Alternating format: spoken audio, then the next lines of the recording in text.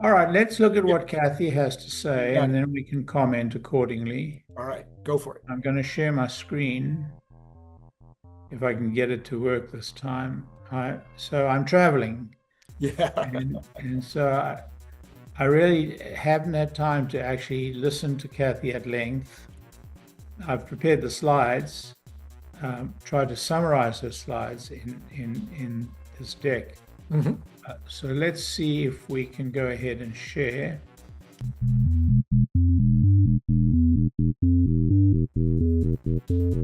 It is. Now, there we go. Is it clear? It is very clear. Yes. Okay, so perhaps you can talk to the slides and I can comment. Oh, okay. All right. This is showing the deficit, the current deficit as a percent of GDP. We were over 7% at one point, 7.3%, and now it has shrunk to being 6.2% of the GDP. So this is good directionally. That's year to date. That is year to date. That's in But six. we were at 15%, in the middle of the pandemic. Okay, 15% in the pandemic, And 7%. in the 2008, 2010 crisis, we were almost 10%. So Right. just, I want to put this into perspective. Right. And the key thing is that we are headed in the right direction. And the reason that we're headed in the right direction would be primarily the money that's coming in from the tariffs and the cuts to the federal government. So those are the two things that are having impact. And we, of course, saw for the first time since 2017 an actual positive number in terms of revenues versus expenses in the month of June. Not for every month, but for the month of June, comparatively, you have to go back to 2017 to see that happen again. Correct. Okay. Okay, go ahead. I think one thing this is proving is that the tariffs have got part of the tariff story is that they actually are going to bring money into the fiscus and reduce our deficit. Right. And help in reducing our deficit, which was an unintended consequence. Well, actually, I think Trump had it in mind. Yeah, oh yeah, definitely. Besant's been talking about it all along. And of course, the goal is to get to 3%. And that could happen if we continue on this path. Yeah. Yeah. And explain why 3% is more than acceptable. Well, that's a Besant number, and I think to a certain extent Besant has pulled it, out of thin air. It's kind of like our 2%. No, I think it's an intentional number, Randy. Well, no, I'm not saying it's not intentional, but I do mean that I think that I could say, or I might want to say, we should have zero deficit, that we should have a balanced budget.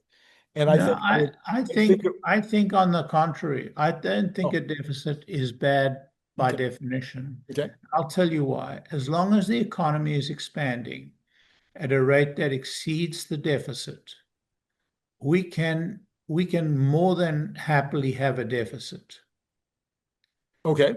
And the reason that he's targeting a 3% deficit is because that is mildly expansive, expansionary, while not allowing the country's debt to increase. Right. And so, a deficit of 3% is more than consistent with where our growth is likely to be. And I think our growth is targeted to be significantly above 3%, right. Which would shrink the total deficit over time. Does that make sense? As a percentage of, would not shrink the deficit. Yeah. Now, if our expansion is at 5%, then ultimately, even if we have a 3% deficit in the short term, ultimately the deficit will become less and less. Okay. I think you're saying the debt, no, nothing would become less. So if you've always got a 3% deficit, then you'd always be, the deficit would be, and the debt would be constantly going up. You wouldn't be going up on the percentage of the deficit because you're saying that would remain flat. but you would still have a deficit every year. I see what you're saying. Yeah. So the deficit would actually grow because the economy is growing. Right. Right. Um, So, a lot of fiscal conservatives would like to see it turn the other way. We'd like to start paying off the debt. That is not in Bessent's plan for the first Trump administration, or for this, if you will, the second Trump administration. In other words, over the next 3.5 years, that's not his plan, but it could happen if there was enough income from a combination of tariffs and taxes, and enough cuts in the federal government. yeah, I don't think the cuts in the federal government would solve the problem unless we reform the healthcare system in the country. Well, you also always, everybody forgets this, but you have to always take into consideration that as the deficit, as the interest rates come down, that will also impact the deficit as well. So at some point, you could get at least closer. But 3%, I think everybody be happy, except for fiscal conservatives who would like to see it positive. Right. Okay. I think, I think the 3% will definitely diminish as the economy grows, because as the economy grows, I think the private sector becomes a larger and larger percentage. And I think that ultimately will bring the deficit down. And that's happening in a major way. All right. Second slide, Larry, here is talking about this, a new one that Kathy hasn't normally put up, which is a comparison of the 2-year Treasury yield versus the 3-month Treasury yield. And she says that when this is negative, it's very restrictive. Now it's heading back into less restrictive territory, but it still is restrictive. And it's been restrictive for 3 years. And that usually precedes a recession. Well, actually, the recession always begins when it turns positive. Oh, is that true for this one as well? I know it is for the 10-year versus the 2-year, but I didn't know what it was for this one. Yeah, it is true. Okay. But what happened in the great expansions, in the very significant expansions, like in the 1890s, it remained pretty negative during that expansion. And the same thing happened in the 50s, in the late 50s and the early 60s. So it'd be interesting. Well, and you point out here at the very last point that the odds of a Fed cut of 25 basis points has gone up to 88% in the poly market, and maybe a 50% cut.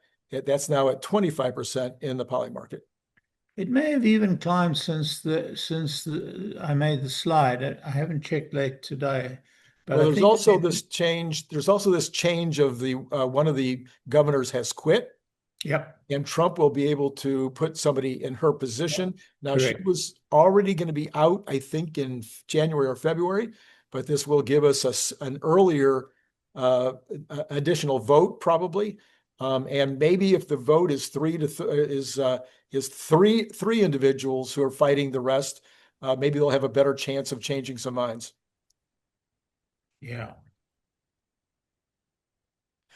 The labor market indicators. So this is her rolling recession idea that she's been talking about forever, and which we've agreed on. Both of us had agreed that there's been some parts of the economy, the over 100,000 people making over $100,000 a year were never in recession. The people under 100,000 were. And then multiple parts of the economy, like transportation, manufacturing, et cetera, were in recession, whereas government, healthcare, education were not ever in recession, and services in general were not in recession. So we have this extreme downward revision to the previous month's employment data, 150,000 change. And of course, since then, what we know is that the president has fired the data creator, or the lady in front who's in charge of getting this data.